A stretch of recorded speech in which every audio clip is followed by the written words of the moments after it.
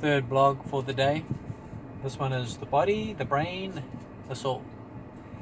So it seems to me that there is a degree of confusion relating not only to the scientific definition of consciousness, but also to the biblical perspective of the relationship between the body and the soul.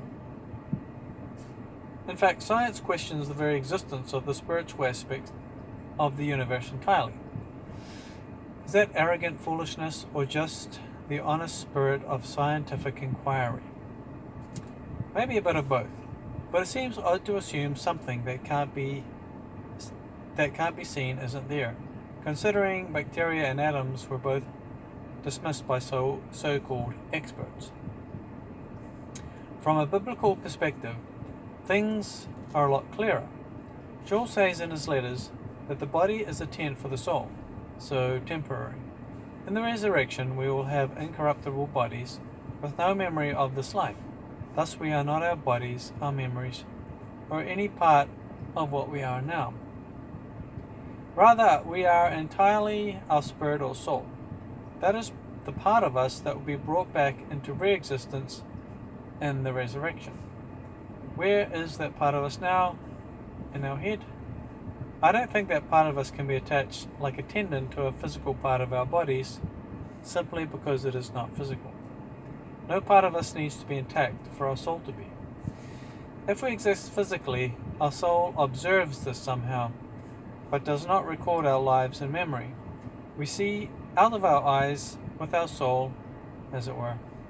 Thus, one need not worry about what effect the hard life will have on our soul if we place our faith in God and His Messiah.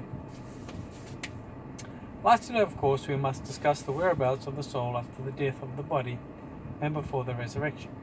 Well, I'm pretty sure God designed us exclusively to exist as a body with a soul. That's why we will all be resurrected, some to the eternal city to be with God, and some to the lake of fire to be away from Him. Both places are physical. The writings of the prophets make that clear.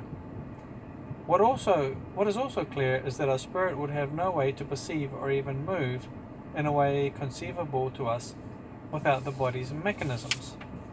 So no time, no place, in essence, no recognizable form of existence.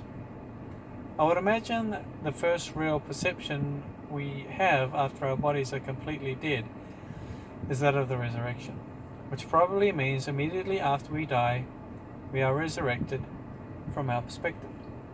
So, just to be clear, we don't float about as ghosts. Angels may be able to exist without a body we can comprehend, but we are just not designed that way. What happens to our spirit then? Yeshua said of those that died that He brought back to life that they were asleep. And from our perspective now, that's probably the best idea of their state that we will get. The end.